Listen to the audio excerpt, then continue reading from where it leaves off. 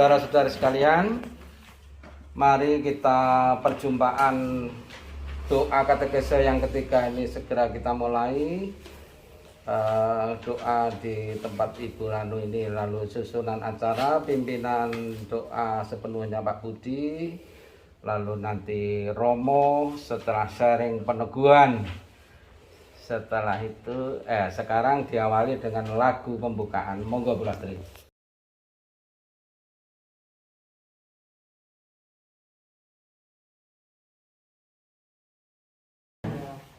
Bapak Ibu yang terkasih di dalam Tuhan, dua pertemuan yang terdahulu sudah menegaskan untuk kita semua bahwa panggilan kita menuju kekudusan melalui hidup berkeluarga.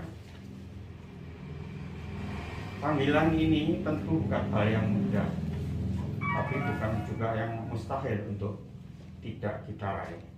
Karena apa? Masing-masing keluarga mempunyai suatu beban dan tantangan masing-masing. Oleh sebab itu, dengan kesulitan-kesulitan yang ada dari masing-masing keluarga, kita membutuhkan suatu role model. Role model dalam hal ini terutama pada keluarga Kristiani yang dapat bisa diteladani dan dapat memberikan motivasi untuk hidup menuju kekudusan. Panggilan kekudusan, panggilan keluarga Kristiani tidak bisa dilepaskan dari keteladanan keluarga kudus di Nazaret. Karena apa? Keluarga kudus Nazaret adalah cerminan dari spiritual keluarga.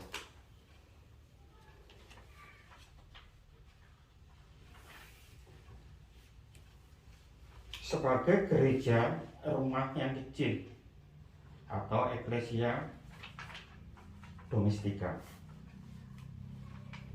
kasih Allah akan terrealisasi di dalam kasih keluarga. Karena cinta suami istri di dalam keluarga tersebut, di mana iman dan kepribadian anak akan dimulai tumbuh dan berkembangnya dimulai dari keluarga. Semua itu sebetulnya hal yang biasa dan sederhana. Akan tetapi yang menjadi pemikiran kita, yang menjadi masalah, seringkali kita tidak menyadari hal-hal yang bersifat sederhana dan biasa.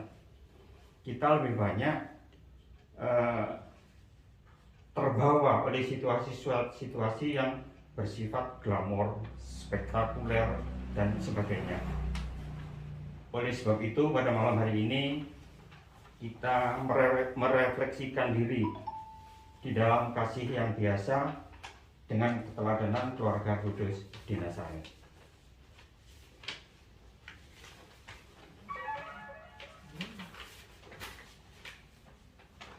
Sebagai doa pembuka, marilah kita doakan bersama-sama doa penyerahan diri kepada keluarga kudus di Nazaret.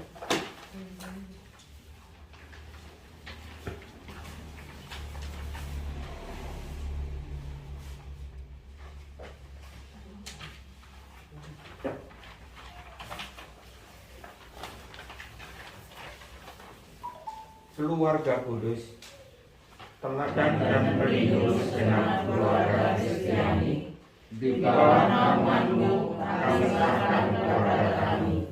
Biar hidupmu kami renungkan kembali, tergeraklah hati kami untuk membalas semangat-Mu.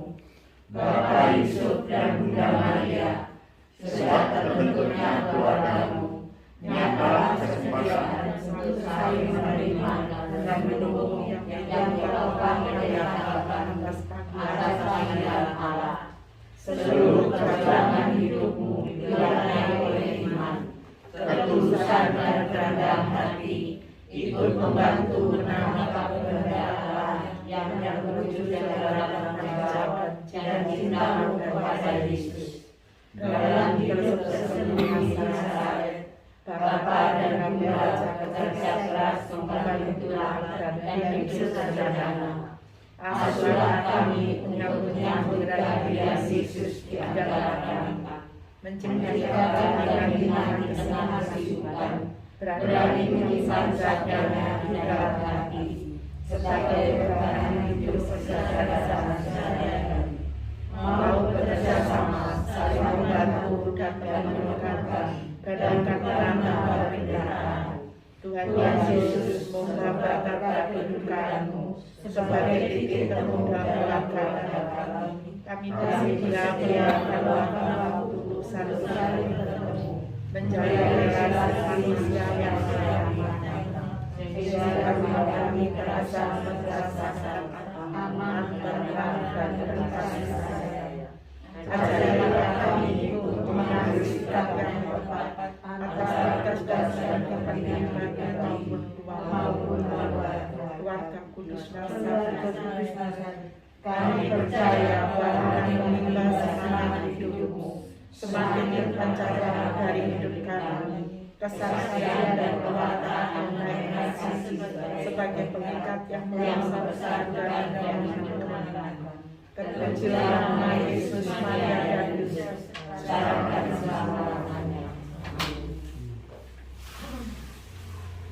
Bapak Ibu yang terkasih dalam Tuhan, untuk merepresentasikan kehidupan yang sederhana seturut keluarga Kudus Nazaret, di sini ada bacaan yang diambil dari Injil Lukas.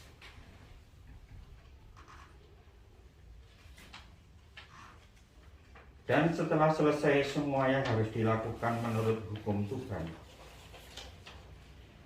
kembalilah mereka ke kota kediamannya, yaitu kota Nazaret di Galilea. Anak itu bertambah besar dan menjadi kuat, penuh hikmat, dan kasih karunia Allah ada padanya. Tiap-tiap tahun orang tua harus pergi ke Yerusalem pada hari Paskah. Ketika Yesus telah berumur 12 tahun, pergilah mereka ke Yerusalem seperti yang lazim pada hari raya itu. Sehabis hari raya perayaan itu, ketika mereka berjalan pulang, tinggallah Yesus di Yerusalem tanpa diketahui orang tuanya. Karena mereka menyangka bahwa ia ada di antara orang-orang seperjalanan mereka, berjalanlah mereka sehari perjalanan jauhnya, lalu mencari dia di antara kaum keluarga dan kenalan mereka. Karena mereka tidak menemukan dia, kembalilah mereka ke Yerusalem sambil terus mencari dia. Sesudah 3 hari mereka menemukan dia dalam bait Allah. Ia sedang duduk di tengah-tengah para alim ulama, sambil mendengarkan mereka dan mengajukan pertanyaan-pertanyaan kepada mereka. Dan semua orang yang mendengar dia sangat heran akan kecerdasannya dan segala jawab yang diberikannya. Dan ketika orang tuanya melihat dia, tercenganglah mereka. Lalu kata ibunya kepadanya, "Nak, mengapakah engkau berbuat demikian terhadap kami? Bapamu dan aku dengan cemas mencari engkau." Jawabnya kepada mereka, "Mengapa kamu mencari aku? Tidakkah kamu tahu bahwa aku harus berada di dalam rumah Bapakku?" Tetapi mereka tidak mengerti apa yang dikatakannya kepada mereka. Lalu ia pulang bersama-sama mereka ke Nazaret. Dan ia tetap hidup dalam asuhan mereka, dan ibunya menyimpan semua perkara itu di dalam hatinya. Dan Yesus semakin bertambah besar, dan bertambah hikmatnya dan besarnya, dan makin dikasihi oleh Allah dan manusia.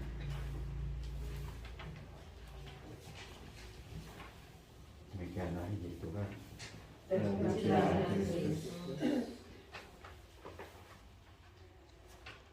Baiklah Bapak Ibu, dari bacaan Injil di atas merefleksikan kehidupan kesederhanaan keluarga Nazaret.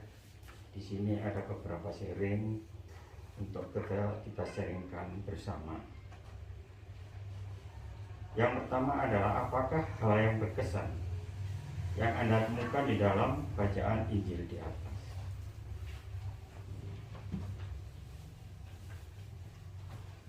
Apakah yang dapat mengesankan bagi Bapak Ibu dalam bacaan Injil tersebut?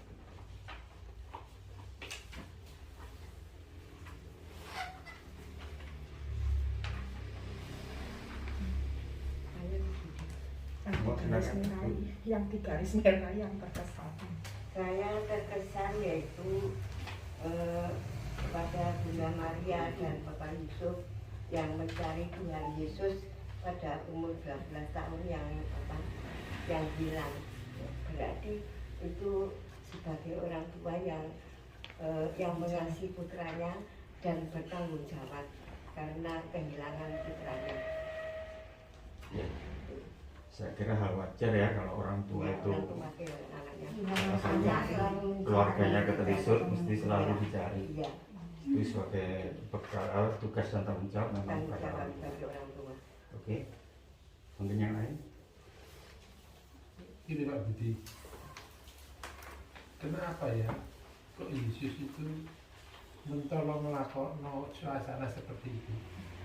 Padahal Kok bisa mentolong? Padahal jelas dia itu tahu.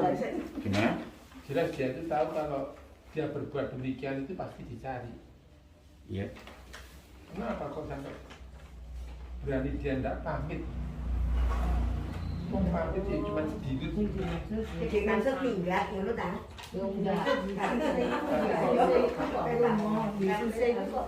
Pergi tanpa izin orang rumah, itu maksudnya. Kok dilakukan gitu? Iya. Itulah salah satu misteri ilahi yang harus kita pelajari saat ini, Pak Budi. Begitu kan?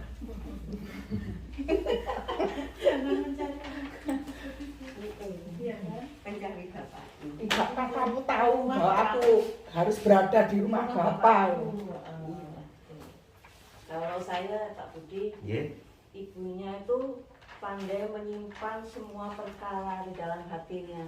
Jadi hebat karena saya semua perkara itu disimpan. Kira-kira perkara apa ya? Ya Yang terkait dengan bacaan Injil. kesediaan hatinya mencari anaknya. Dalam Pada waktu Yesus pada bilang, pada waktu Yesus belum diketemukan tuh ya disimpan mangkele disimpan gitu. Saya itu pada perkara yang lain juga.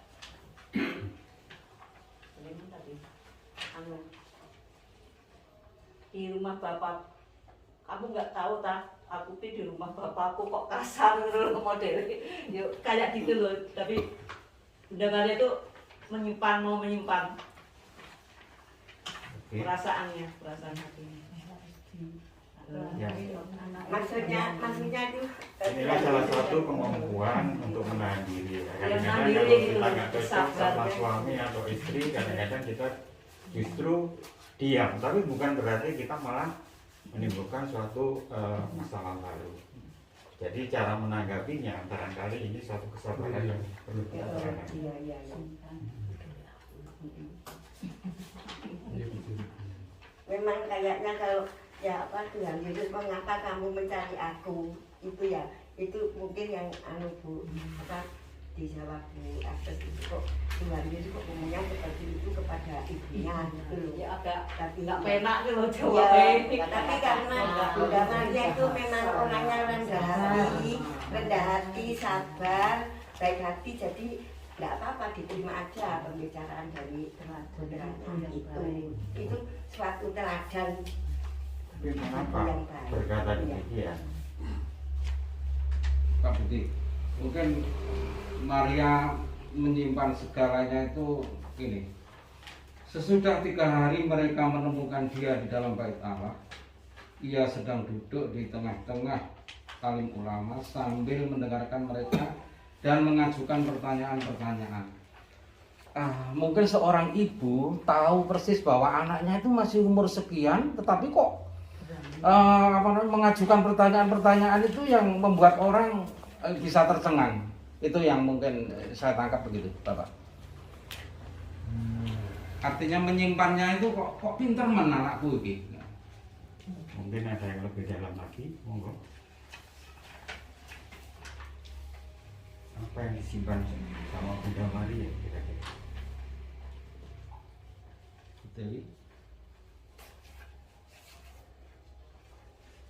Itu gini loh Pak, yang jelas itu Ibu Maria, Pak Yusuf itu sudah memahami bahwa Yesus itu sebenarnya bukan orang biasa, tapi dia itu orang yang sudah dipilih Allah untuk kelak dia akan berbuat menebus dosa, saya kira begitu. Sehingga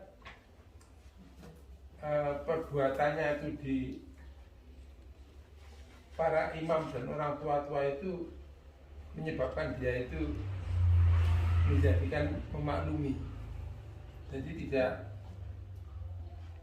tidak usah nelongso atau gimana gitu Pak. Itu yang saya pikir. Ya, boleh.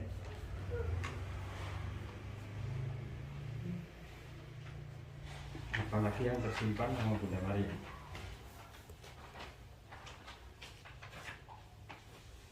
Bukan.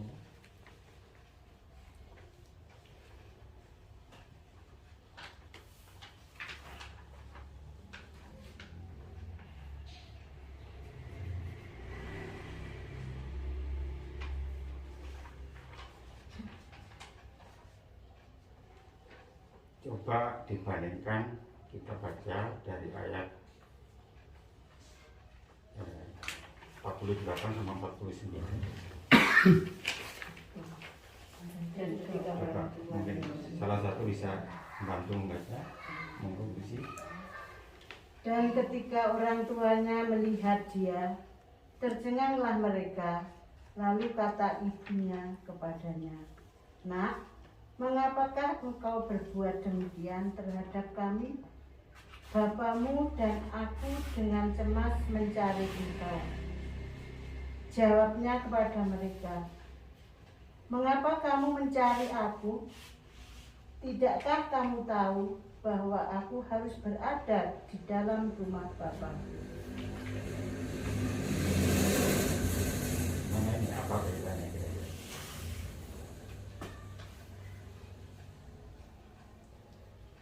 Di satu sisi memang ini tampak tanggung jawab seperti apa yang dikatakan Bu Raffi tadi sebagai orang tua.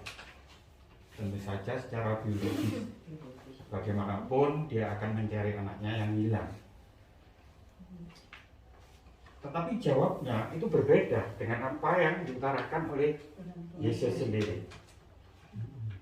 Karena Yesus berada di dalam bait Allah, dia menjawab begini, "Mengapa kamu mencari aku? Tidakkah kamu tahu bahwa aku harus berada dalam rumah Bapakku?" Siapa Bapak yang disebut di sini? Allah. Allah. Sama nggak dengan ayat sebelumnya? Bapakku di sini secara biologis, Bapakku di sini secara rohani. Sebetulnya Bunda Maria tahu hal ini. Tapi ini salah satu misteri mungkin yang disimpan oleh Bunda Maria. Karena mungkin waktunya belum tiba. mungkin Bunda Maria itu dengan perkataan gitu sudah perasaannya Bunda Maria sudah tahu gitu loh, tapi disimpan gitu loh, mungkin gitu. Sudah tahu kalau Tuhan Yesus ke rumah Bapakku itu adalah di rumah Bapa, di rumah Tuhan Allah.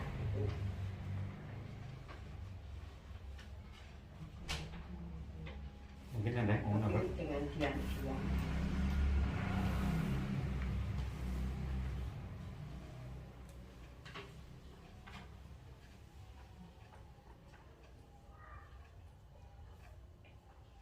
Sebenarnya ini masih tersirat ya sedikit, tapi bisa kita pahami apa yang dimaksud di sini oleh Yesus sendiri dengan apa yang di ayat sebelumnya.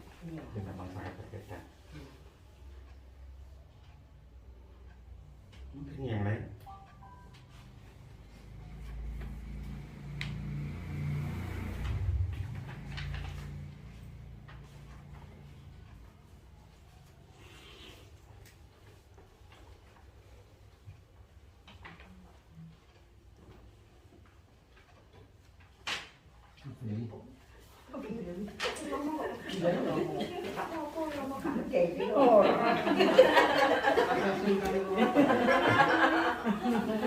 Bebas.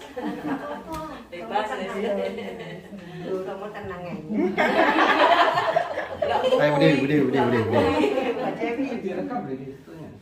Bosku pantau. Jangan takut.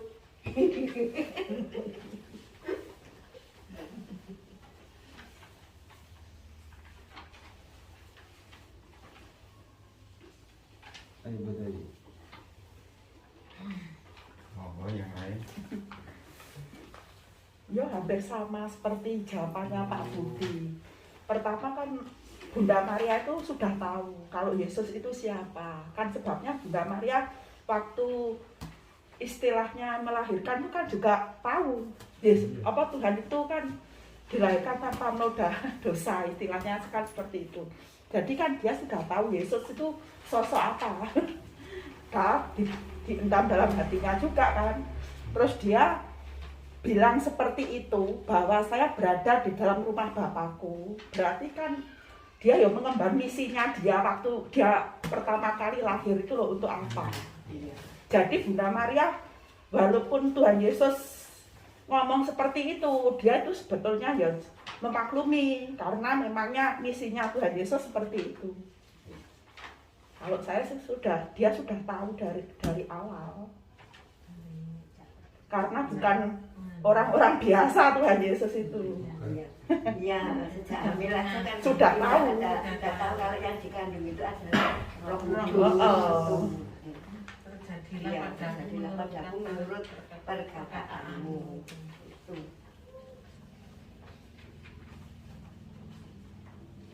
Baik, mungkin yang lain. Monggo.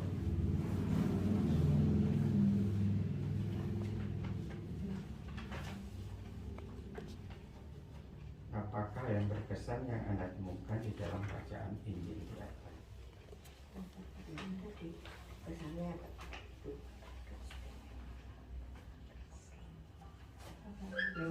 pesannya ya begitu, kesabaran ini. Benar Maria yang bertanggung jawab.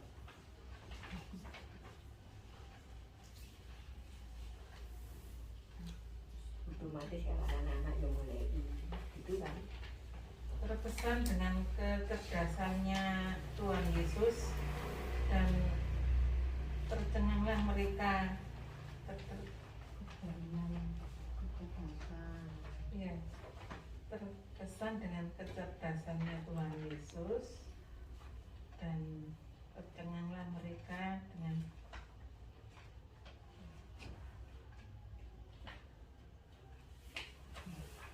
tercengang dengan kecerdasannya dan segala jawab yang diberikannya. Boleh, ya. Karena memang seusia segitu, mungkin pertanyaan-pertanyaan yang diajukan dengan jawaban-jawaban yang dimunculkan itu sudah jauh terlalu dalam ya. Jadi bukan berarti kita keberangan. Kadang-kadang yang mereka itu menjawab lebih dari apa yang seharusnya kemampuan seusianya.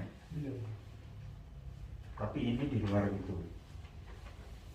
Iya. Mungkin aja gini Pak Budi juga, karena Tuhan Yesus itu kan apa itu jelmaan dari apa Allah menjadi manusia gitu ya. Jadi bicara seperti ini ya memang ini apa maksudnya bicara dari Tuhan sendiri gitu loh. Jadi Bunda Maria itu ya maklum memang udah tahu kalau itu adalah Roh Kudus gitu.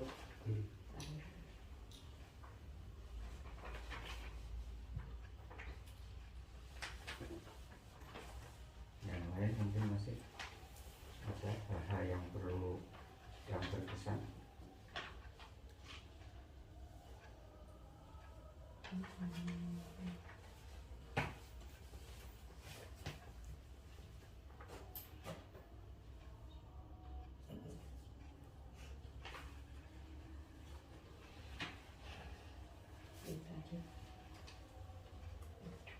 Gimana? Lanjut. Baik. Sharing yang kedua, apakah keistimewaan dari keluarga Kudus Nazaret bacaan tersebut?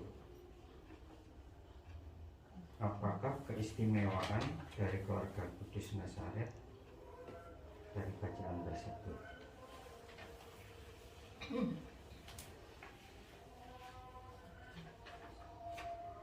Saya ingin mencoba Pak. Monggo.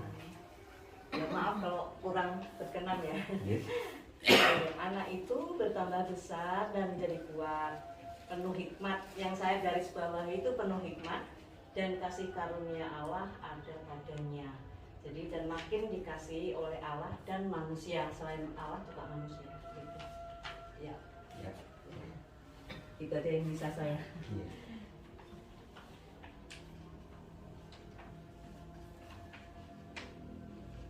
Ya, Mas Budi. Menurut saya keistimewaan dari keluarga Kudus Nazaret itu dengan kesabaran Bapak Yusuf dan Bunda Maria, kesabaran, kesetiaan, rendah hati dan murah hati, gitu. Dan apa tulus, gitu. Karena memang apa betul-betul imannya pada Allah. Apapun yang diterima, mendapat tantangan, rintangan itu diterima dengan apa? Dengan senang hati, dengan sabar. Itu yang menurut saya dalam keluarga kita masing-masing itu. Jadi yang apa perlu dicontoh keluarga ini, keluarga Kudus ini. Kalau ya berusaha kalau bisa. Itulah sifat-sifat unggul yang perlu kita teladan, kita refleksikan dalam kehidupan kita sehari-hari. Makanya mengapa kita itu merefleksikan keluarga Kudus di Nazaret? Ya karena diantaranya adalah apa yang diungkapkan tadi. Mungkin yang lain?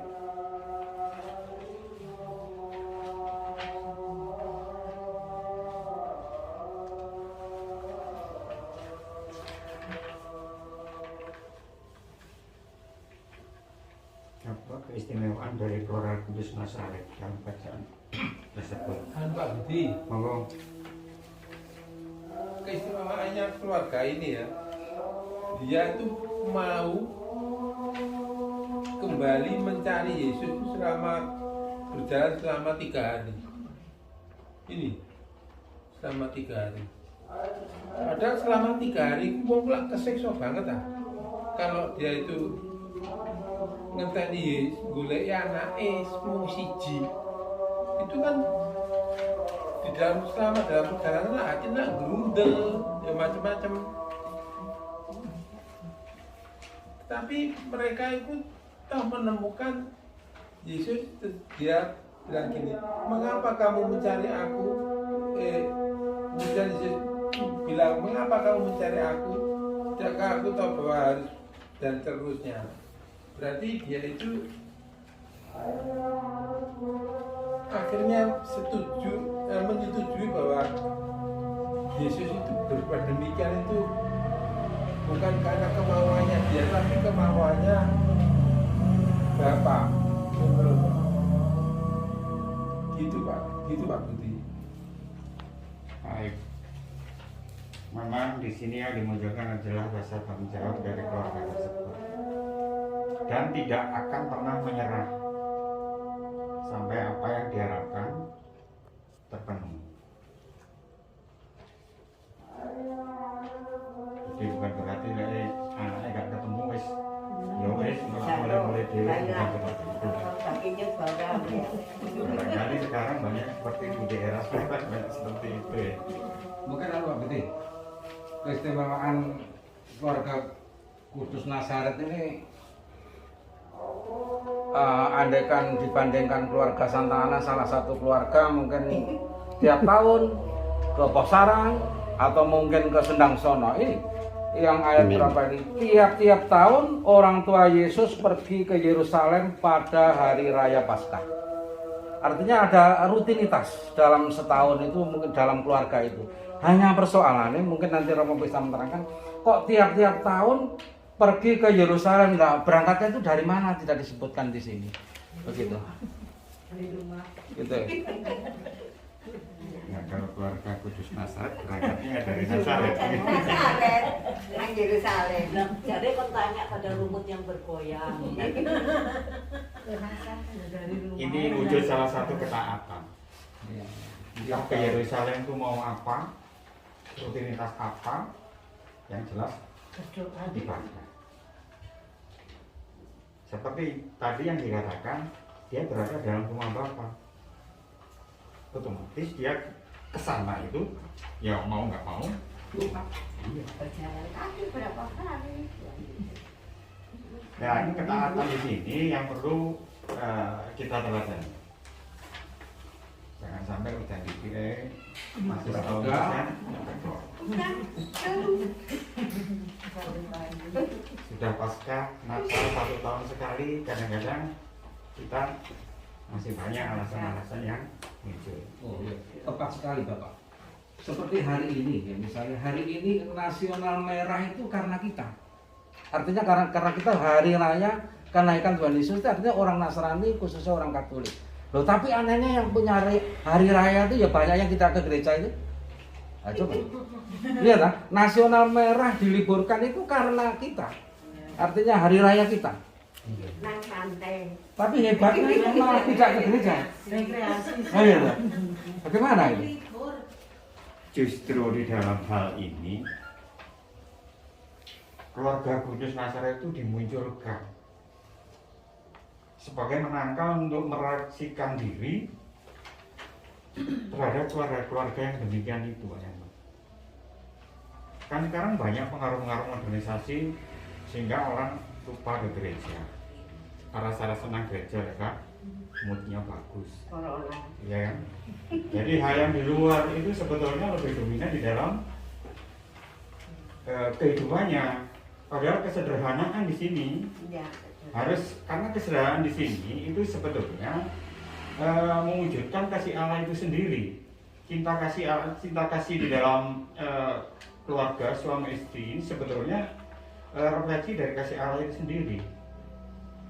Jadi kalau kita itu mungkin sudah seperti apa yang Pak Yanto katakan, ya baru belajar lagi di sini sekarang ini. Itulah sebabnya keteladanan keluarga Kudus Nazaret ini harus bisa memberikan keteladanan dan motivasi terlebih-lebih bagi kita keluarga Kristiani. Kesederhanaan, murah hati, rendah diri. Kadang-kadang mereka tuh kalau suruh sederhana malah tidak peduli, ya, yang mengatakan yang kuno dan macam-macam. Rendah diri, rendah hati, rendah hati. Rendah diri. Karena di dalam kesederhanaan seperti itu akan terwujud kehadiran Allah itu sendiri nantinya. Monggo yang lain.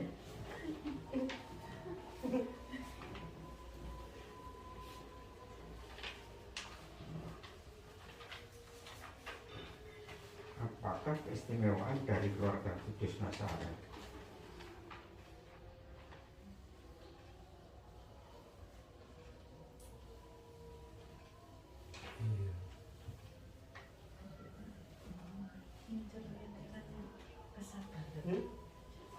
Mencerminkan kesabaran. Ya. Sabar dan rendah hati, menerima dengan legowo. Walaupun waktu awal Bunda Maria ada kita kalau hamil di itu kan dari malaikat itu awalnya memang Yusuf tidak menerima, tapi lama-lama bisa menerima dengan menerima apa adanya Bunda Maria dengan kesabaran dan legowo tadi. Ya, tentunya itu merupakan suatu keunggulan akan ketaatan dia kepada Allah. Saya kira itu. Ya. Tanpa itu saya rasa sekarang zaman modern seperti sekarang ini aja pasti orang akan menolak. Ya. Sopo bapak itu kok hamil. Iya. Tapi Yesus Bunda Maria tidak seperti itu. Aku ini hamba Tuhan, terjadilah padaku menurut perkataanmu. Berarti 1001 loh orang seperti itu. Karena itu sudah Bunda Maria. Ya. Ya itu ungkapan yang sangat tulus dan otentik ya. Dari hati yang paling dalam. Tanpa keyakinan Yahudi, tanpa bimbingan Roh Kudus dia tidak akan mampu mengungkapkan itu. Saya rasa. Makanya Bunda Maria dan Bapak Yesus itu yang kehidupannya seperti itu ya, sederhana, rendah hati ya, jadi memang itu yang patut kita teladani ya. Itulah terus apa sama ini doa sama Tuhan Allah itu juga diberi apa namanya, kalau rosario terus ini ada terpujilah nama Yesus, Bunda Maria dan Santi Yosef. Itu karena teladannya seperti itu. Mungkin itu perasaanku. Ya memang yang menonjol adalah kesederhanaan. Iya, kesederhanaan Iya. itu.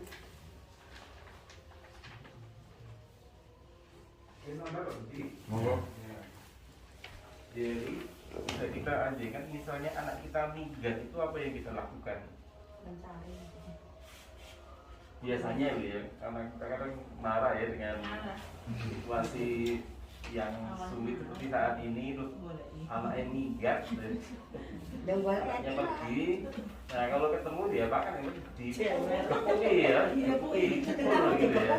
Nah, bisa marah ya, seperti misalnya ibunya dia itu kalau nyari dia main gak mulai-mulai kok dicekoli gitu ya.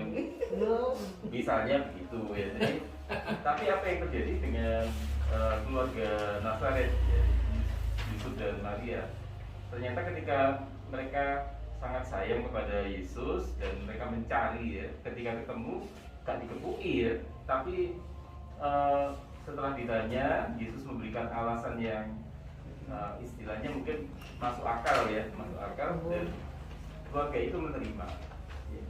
Kita tahunya menerima bagaimana? Jadi keluarga itu tidak apa ya, tidak egois, tidak a priori. Jadi ketika anak menyampaikan alasan yang logis, alasan yang benar-benar ada manfaatnya, itu diterima ya, diterima. Itu alasannya Yesus kan. Yesus ada di rumah Bapa, dan itu juga diceritakan Yesus banyak belajar dari para pemuka agama di Bait Allah seperti itu. Jadi orang tua welcome terhadap usaha-usaha anak ya, seperti itu. Mungkin kita ya, jarang menemui keluarga yang seperti itu, bisa jadi ya. Mungkin orang tua karena sibuk kerja jadi egois, terus anaknya terlantar ya. Ketika kebutuhan rohani anak, kebutuhan psikologis anak tidak terpenuhi. Dan itu dari keluarga ini kita bisa menjadikan suatu teladan, yaitu ketika ternyata Yesus akhirnya tumbuh dan berkembang dan membawa hikmat. Itu kalau tidak dalam keluarga yang keluarga yang sangat baik, ya, sangat baik memperhatikan kebutuhan anak, memberikan pendampingan, ya, memberikan motivasi, ya, dorongan. Nah, jarang anak bisa tumbuh dan berkembang dengan baik. Apalagi di sini disebutkan membawa hikmat yang luar biasa. Jadi jarang sih anak kalau lahir dalam keluarga yang broken itu berhasil. Ya, banyak contoh keluarga-keluarga broken itu akhirnya anak-anaknya juga menjadi korban. Nah, keluarga Nazaret ini kalau melihat hasilnya itu, jadi buah itu menunjukkan apa? Buah itu menunjukkan pohonnya, ya. Apa istilah yang kurang jelas itu, ya.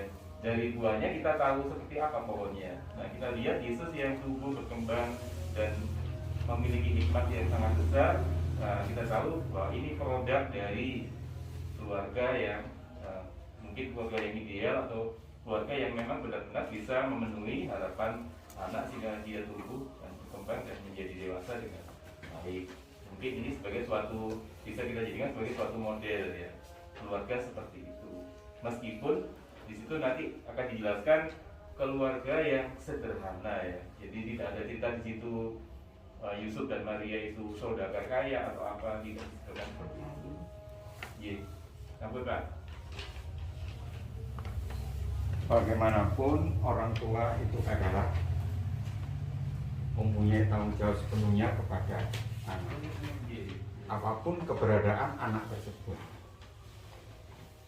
Karena iman anak, pertumbuhan anak semata-mata dimulai dari keluarga.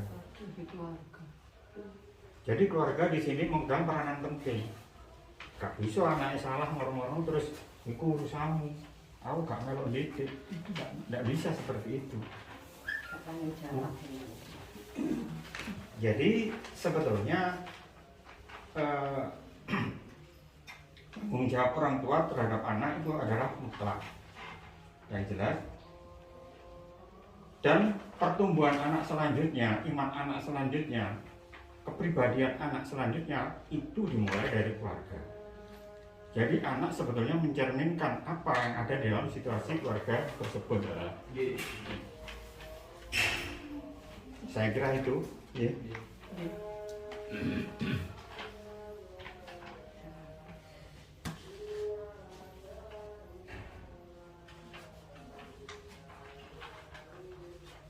Monggo yang lain.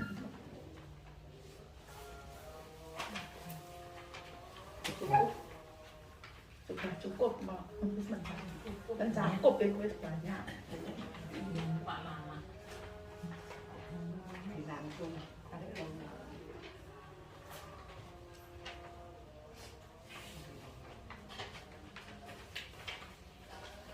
Ya, cukup.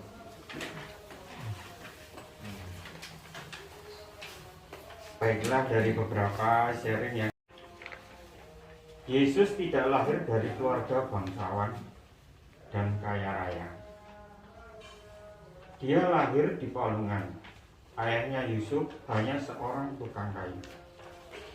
Ibunya Maria adalah ibu rumah tangga. Namun Allah telah memilih keluarga kecil dan sederhana ini sebagai sekolah kehidupan bagi Yesus. Dan dengan sesederhana pula Yusuf dan Maria menerima Yesus di tengah-tengah mereka. Kita pun dipanggil untuk memiliki sikap sederhana seperti teladan Yusuf dan Maria. Jadi kesederhanaan Yusuf dan Maria itulah yang harus kita teladani. Kedua, kasih yang biasa dan sederhana. Di zaman modern ini, kita sering menyaksikan banyak orang berlomba memamerkan harta dan kekayaan mereka. Media massa ini menjadi alat penting efektif untuk mengiring kesadaran baru bahwa kebahagiaan melulu dilihat dari seberapa beradanya seseorang. Sesuatu yang biasa dan sederhana tidak lagi diminati. Bahkan kalau bisa, aku harus mampu melampaui yang biasa dan sederhana tersebut. Manusia menjadi lupa bahwa panggilannya di dunia adalah untuk menjadi kudus, untuk menyambut Allah di dalam hidup mereka.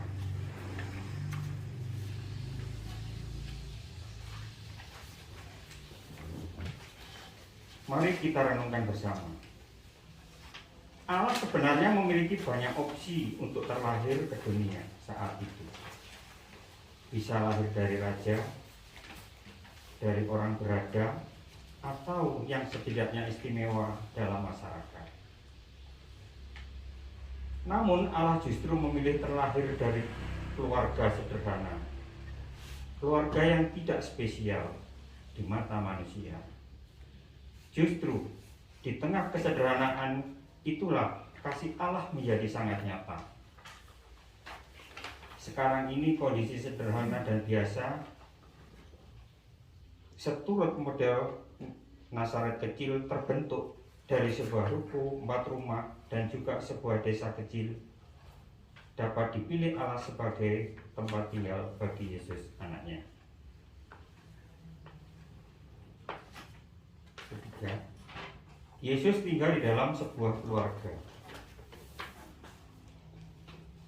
Sebelum memulai karya pewartaannya, Yesus menghabiskan masa kecil dan remajanya dalam asuhan keluarga kudus Nazaret.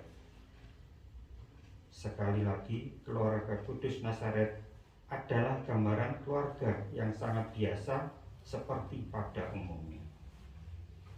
Segala sesuatu nampaknya berjalan wajar di Nazaret, sesuai dengan kebiasaan keluarga Israel yang taat dan bekerja keras. Ibu memasak dan melakukan semua pekerjaan rumah tangga. Ayah seorang tukang kayu bekerja dan mengajari anaknya bekerja. Maka kita pun diundang untuk menyambut Yesus dalam keluarga kita masing-masing.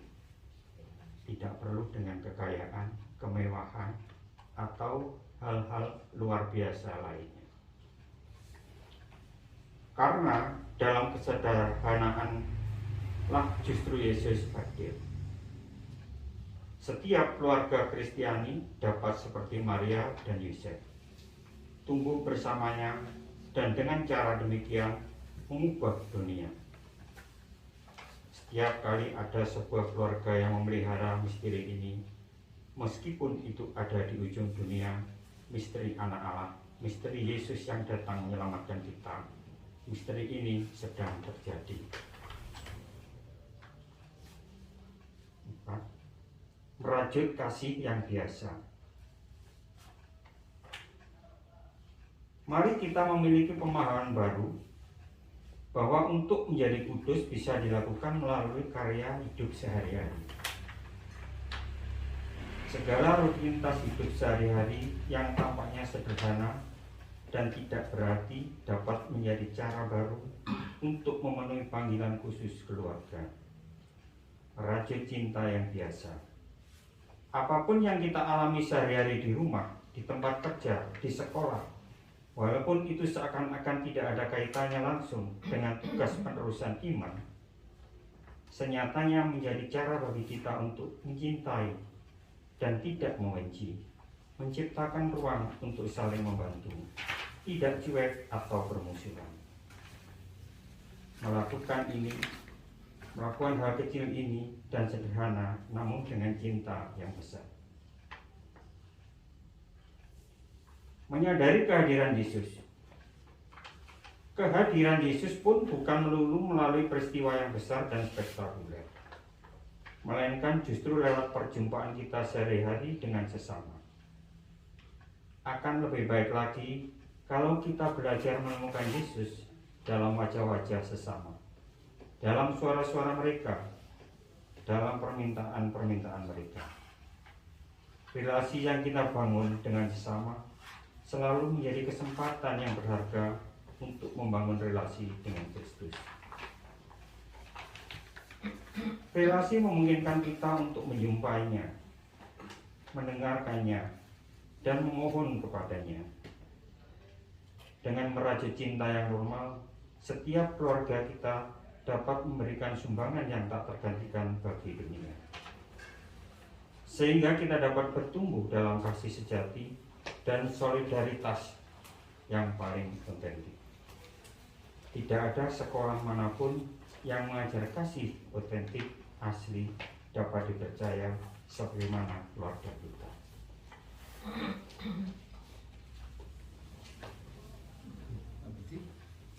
Sebelum penutup, ngomong dari lingkungan.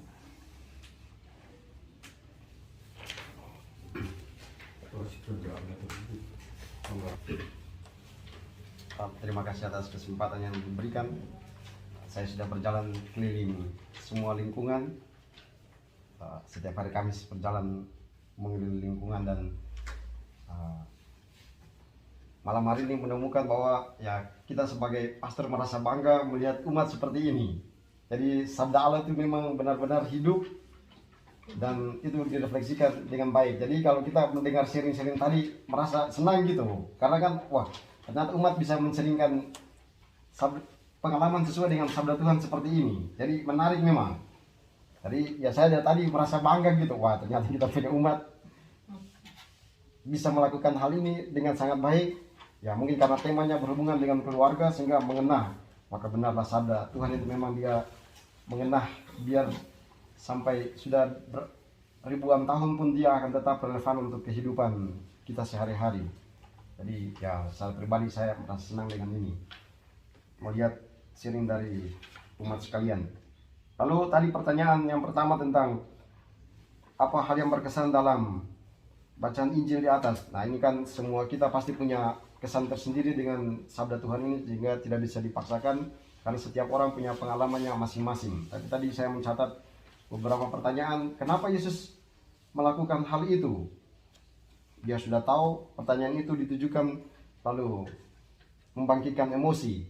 Masa sudah cari 3 hari terus tinggal bilang, loh kenapa mesti cari saya? Nah itu pasti orang tua marah. Kalau sudah cari setengah mati baru tanya lagi, kenapa cari saya? Nah itu pasti marah. Tapi pertanyaan Bapak tadi itu akhirnya dijawab oleh Pak Lala tadi. Ketika sudah cari setengah mati mendengarkan pertanyaan itu, ya orang tua tidak boleh marah. Tadi kan ketika mendengar pertanyaan itu, Yesus mengumumkan pertanyaan itu, Bunda Maria sama Santo Yosef mereka tidak marah. Nah itu seperti yang Pak Lala seringkan tadi. Tapi kemudian menghantarkan kita untuk masuk ke pertanyaan yang kedua tadi. Maria menyimpan segala sesuatu, segala perkara itu di dalam hatinya. Nah, jadi kasus yang pertama itu kemudian menghantarkan kita untuk merefleksikan tentang pertanyaan Maria merenungkan segala sesuatu dalam hatinya. Nah, itu mengajak umat Kristiani untuk merefleksikan akan hal ini. Bahwa ternyata di dalam kehidupan keluarga itu tidak selamanya kata-kata manis yang kita dengarkan dari anak-anak. Jadi sebenarnya Injil ini, kata-kata Tuhan Yesus mengajarkan satu hal yang paling sangat penting untuk kita renungkan di dalam keluarga. Bahwa ternyata di dalam keluarga itu anak-anak setiap hari tidak mungkin dia bilang, Ma, I love you, Ma, aku sayang kamu. Tidak. Ada satu saat di mana dia juga maki orang tua. Ada satu saat di mana dia menjelekkan orang tua. Ada satu saat di mana dia buat orang tua merasa pusing dan lain-lain sebagainya. Nah, di situ kemudian Bunda Maria mengajak kita untuk merenungkan. Ketika anak dia pancing emosi, orang tua dia tidak marah, bahkan dia diam. Nah, sebenarnya Bunda Maria kalimat ini menegaskan bahwa itu menyimpan segala sesuatu dalam hatinya itu sakit sebenarnya, karena orang tua dia dengarkan kalimat itu sakit, tapi dia menyimpan. Nah, dia simpan itu. Tadi dikatakan dia tidak cerita kepada orang lain.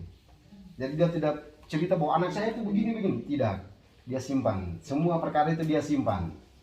Lalu dia tidak mau cerita tentang semua kejadian tentang Tuhan Yesus itu kepada orang lain. Dia simpan semua itu di dalam hati. Nah, itulah kehebatan, dia mau katakan kepada kita kehebatan orang tua. Apapun yang dilakukan oleh anak-anak, walaupun sakit, mereka selalu menyimpan.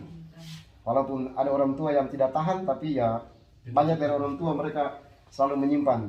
Anaknya maki dia cuma simpan walaupun sakit, tapi dia menyimpan. Nah, Bunda Maria mengajarkan kita segala perkara itu disimpan dalam hatinya. Nah, itu. Jadi mengajarkan kepada kita satu hal yang paling sangat mendalam untuk kita semua berefleksikan. Lalu Bunda Maria sama Santo Yosef, mereka menunjukkan satu hal, bahwa ketika anak hilang di dalam hilang 3 hari mereka mencari, dia kasih tunjuk. Cari pertama, pergilah kepada keluarga. Tadi dalam Injil dikatakan, pergi kepada keluarga. Lalu pergi kepada kenalan. Nah, itu dia kasih tahu memang. Karena siapa tahu dia ada di situ, siapa tahu ada di kenalan, atau siapa tahu ada di keluarga. Dia tunjukkan jalan-jalan itu. Lalu kemudian ketika menemukan Yesus dalam bait Allah, kita masuk kepada refleksi yang berikut. Kenapa kamu harus mencari aku? Bukankah aku harus berada dalam rumah Bapakku? Nah, di sini sebenarnya Tuhan Yesus dia mengajarkan kepada kita sekalian bahwa ada saat di mana orang tua tidak boleh intervensi anak.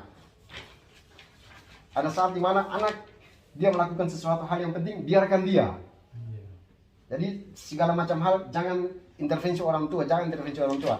Ada saat di mana kita biarkan anak dia melakukan hal itu. Kalau hal yang baik, biarkan dia lakukan. Maka tadi Yesus katakan, kenapa kamu harus mencari aku? Bukankah aku harus dalam rumah Bapakku? Itu kan hal yang baik. Jadi tidak boleh larang anak ketika dia melakukan hal yang baik. Nah, inilah kemudian diterjemahkan, orang tua dia senang kalau mendengar anaknya ada di pastoran, bermain di pastoran, atau bermain di gereja, latihan kor. Nah, itu kan orang tua senang. Nah, biarkan dia pergi ke situ, karena itu sesuatu yang baik. Maka kalau ditanya, lu kan saya di gereja, saya kan di pastoran. Nah, sama ketika orang tua tanya, kok di mana? Oh, saya kan di pastoran. Sama tuh kalau dengar sepintas kan telinganya sakit. Tapi oh iya di pastoran, pasti buat hal yang baik. Oh di gereja, pasti buat hal yang baik. Jadi ada sesuatu hal yang baik yang dilakukan oleh anak-anak, tidak perlu intervensi. Biarkan dia bekerja secara sendirian. Lalu ya Tuhan Yesus memang dia cerdas, karena memang sejak awal dia sudah diberikan semuanya itu dari Tuhan. Lalu masuk ke pertanyaan yang kedua, apakah keistimewaan dari keluarga kudus Nazaret dalam bacaan ini? Nah, keistimewaannya terletak, sudah dikatakan tadi, ada pertama ada rutinitasnya dari dalam keluarga, rutinitasnya. Maka benar tadi Pak Yanto katakan, keluarga harus punya rutinitas. Karena rutinitas itu akan membantu keluarga untuk tetap bersatu. Maka tadi benar Pak Yanto katakan, banyak keluarga mereka punya rutinitas. Ada yang setiap bulan mereka pergi bersiara di pesarang. Ada banyak orang.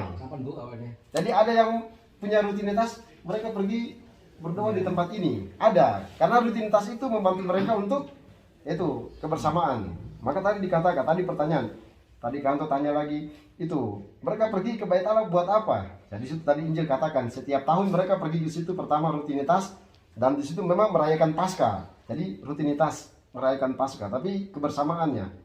Jadi ya mungkin mengajak kita sekalian keluarga supaya ada rutinitas. Misalnya saya sendiri kami dalam keluarga, rutinitasnya adalah bangun pagi, ya seperti saya katakan tadi, kasih yang biasa saja. Tapi kami misalnya di dalam keluarga bangun pagi, sebelum bangun pagi mama saya sudah duluan. Dia bangun, terus dia nyanyi.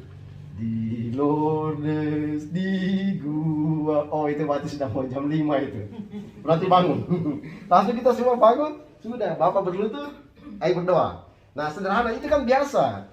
Tapi hal yang biasa itu membuat kita yang dari kecil bertumbuh. Oh iya, iman ditumbuhkan dari situ. Oh biasa. Tapi setelah besar, oh iya ternyata yang biasa ini buat jadi luar biasa karena akhirnya kita terbiasa. Nah demikian juga tadi ya hal kecil kita pergi berkunjung di Goa Maria dan lain-lain. Tapi kemudian membuat kita menjadi kuat, membuat kita jadi bersatu. Lalu yang kedua adalah istimewanya adalah tanggung jawab dari orang tua. Jadi anak ini hilang, Yesus hilang, mereka mencari selama 3 hari. Itu tanggung jawab dari orang tua. Jadi pertanyaan ini akan direfleksikan dengan baik dari kita pribadi masing-masing. Apakah ketika anak kita tidak ada di rumah kita cemas atau tidak? Nah, bacaan ini sebenarnya dia katakan, kalau orang anak tidak ada di dalam rumah, kalau orang tua tidak cemas, berarti belum. Nah, Bunda Maria mereka ajarkan bahwa ketika tidak ada mereka cemas karena punya tanggung jawab. Jadi kadang ada orang tua yang anaknya sudah jalan 2-3 hari ya mereka cuek, sudah biarkan saja toh. Oh. Nah, Bunda Maria bilang tidak, harus cemas. Dia harus cemas menunjukkan bahwa dia punya rasa cinta, ada rasa sayang, rasa tanggung jawabnya. Nah itu tanggung jawab orang tua. Lalu yang berikut adalah sikap diam dan tenang. Memang sikap diam dan tenang ini paling penting dari kisah ini. Keluarga Kudus Nazaret ini mereka tidak pernah bertengkar. Ada masalah, mereka selesaikan di dalam rumah itu sendiri. Ada pergumulan, mereka tidak pergi kepada tetangga. Bahkan tadi dikatakan menyimpan dalam hati. Tidak gosip. Sudah gosip.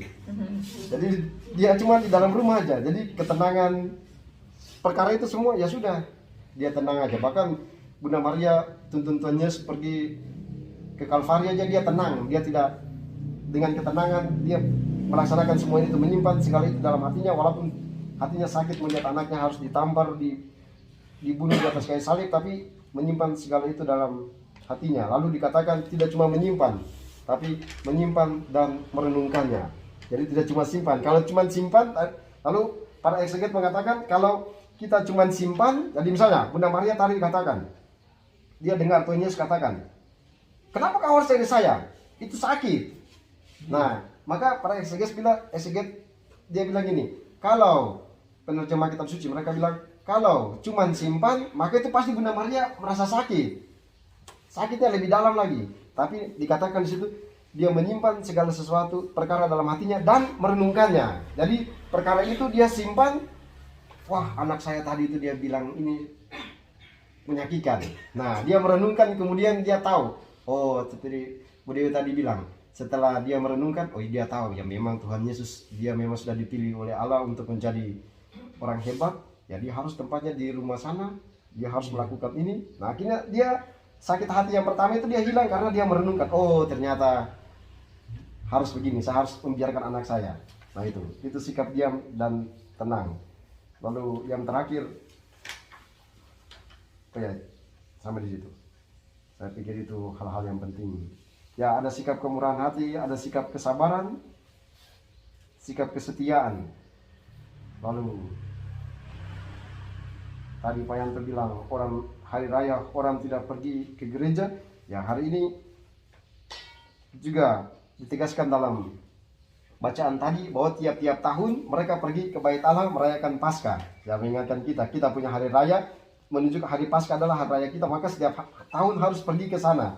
Nah, setiap tahun adalah kenaikan Tuhan. Ya, pergilah ke sana. Maka tadi dikatakan setiap tahun mereka pergi ke Bait Allah. Ya, satu tahun cuma satu kali dia naik ke surga, kita tidak pergi. Nah itu, tapi memang banyak hal dikisahkan di sini, tapi lebih-lebih tanggung jawab orang tua. Lalu kita sebagai anak terhadap orang tua, lalu sebaliknya ya banyak perkara dalam keluarga, tapi ya semua kita harus merefleksikannya. Kadang kita juga sebagai anak merefleksikan juga, menyimpan perkara orang tua, lalu menyimpannya. Tapi satu hal penting dalam keluarga Kudus Nazaret ini adalah mereka tidak pernah mengungkapkan rasa susahnya di hadapan umum, tapi selalu menyimpannya. Itu hal yang paling penting yang pantas kita semua refleksikan. Terima kasih. Terima kasih Romo atas literasinya. Marilah pertemuan ini kita tutup dengan doa. Marilah berdoa. Bapa yang kudus, kami hadir di hadapan-Mu untuk memuji dan bersyukur kepadamu atas anugerah keluarga yang begitu besar. Kami berdoa bagi keluarga-keluarga yang telah dikuduskan dalam sakramen perkawinan. Semoga mereka setiap hari menemukan kembali rahmat yang telah mereka terima. Dan sebagai gereja kecil, mereka semakin mampu memberi kesaksian akan kehadiran dan cintamu, yang dengannya Kristus menyintai gereja. Kami berdoa pula bagi keluarga-keluarga yang sedang mengalami kesulitan dan penderitaan. karena penyakit dan berbagai permasalahan yang Engkaulah sendiri yang mengetahuinya. Teguhkanlah dan sadarkanlah mereka, Engkau telah memanggil keluarga kepada jalan pengudusan yang telah Engkau peruntukkan bagi mereka, sehingga mereka dapat mengalami belas kasih-Mu yang tak terhingga dan menemukan cara-cara baru untuk berkumpul dalam cinta kasih. Semoga anak-anak dan para remaja bisa berjumpa denganmu dan menanggapi panggilan yang telah Engkau rencanakan bagi mereka dengan penuh sukacita.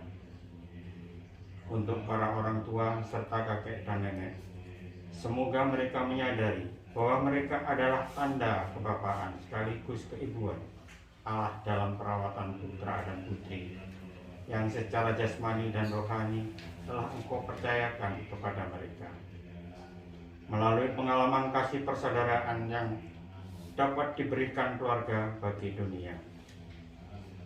Tuhan, buatlah agar setiap keluarga dapat menghayati panggilan menuju kekudusan dalam gereja sebagai panggilan untuk menjadi pelaku evangelisasi dalam pelayanan bagi kehidupan dan perdamaian, dalam persekutuan dengan imam, biarawan, biarawati, dan seluruh umat. Berkatilah pertemuan sedunia ini. Amin. Marilah doa ini kita satukan dengan doa yang dari Yesus sendiri. Bapa kami yang ada di surga, dimuliakanlah namamu, datanglah kerajaanmu, jadilah kehendakmu di atas bumi seperti dalam surga. Berilah kami rezeki pada hari ini, dan ampunilah kesalahan kami, seperti kami pun mengampuni yang salah kepada kami. Dan jangan masukkan kami ke dalam pencobaan, tetapi bebaskan kami dari yang jahat. Amin. Maria, pertemuan kita tutup dengan mohon berkat Tuhan melalui romo kita, dan kita lanjutkan dengan lagu berikut. Sebelum kita mohonkan berkat Tuhan, marilah kita mendoakan satu kali salam Maria, sebagaimana Bunda Maria melaksanakan tugasnya menyimpan segala perkara dalam hatinya. Demikian juga kita mohonkan hal yang sama untuk kita sekalian. Semoga kita semua dimampukan seperti Bunda Maria menyimpan segala perkara yang kita jumpai dalam kehidupan kita, dalam hati kita, sambil merenungkan, memohonkan bantuan doa dari Bunda Maria supaya juga memberkati setiap persoalan pergumulan kita masing-masing sehingga menemukan jalan keluar. Kita mohonkan kepada Bunda Maria supaya mujizat yang terjadi dalam peristiwa perkawinan di Kana, mujizat yang sama juga terjadi dalam kehidupan keluarga kita masing-masing. Salam Maria, penuh rahmat, sertamu, terpujilah engkau di antara wanita, dan terpujilah buah tubuh Yesus. Santa Maria, doakan kami yang berdosa ini, sekarang dan waktu kami mati. Tuhan bersamamu dan bersama roh kita sekalian, keluarga-keluarga kita, umat lingkungan kita, dan makan malam kita pada malam hari ini, perjalanan pulang, istirahat malam kita, semuanya diberkati oleh Allah yang Maha Kuasa, Bapa dan Putra dan Roh Kudus. Amin. Terima kasih Pak Budi, Romo, Bu Lastri yang melaksanakan tugas pada malam ini. Dalam pengumuman selanjutnya, pertemuan yang akan datang Kamis, giliran tempat Mbak Agnes, tetapi minta di keluarga Pak Kirno tempatnya. Lalu pemberinya nanti Bu Uci. Selanjutnya setelah itu Kamis berikutnya di Mas Bobi, anak dari Pak Gius, pemberinya Pak Lala. Selanjutnya setelah itu di rumahnya Mbak Reni, anaknya Pak Desi, pemberinya Bu Pomo. Nanti terakhir penutup di rumahnya Mbak Yanti. Itu tanggal berapa, pemberinya Pak Budi. Terima kasih. Yang kedua, besok hari Jumat itu ya, itu Rosario tugasnya lingkungan Santa Ana, dan juga besok ada misa novena yang pertama ya Romo. Kemudian Rosario besok tugasnya Bu Agnes. Kemudian untuk lektor saya minta Pak Yanto yang lektor besok ya. Lektor dan doa umat sekalian. Itu novena yang pertama besok. Jadi jam 5 Bu Agnes harus sudah, jam 5 sudah mulai, jadi paling lambat jam 5 kurang seperempat sudah ada di pastoran ya. Terima kasih. Oh, pastoran ya? Iya, tempat dari pastoran. Aku berarti Tapi kok ini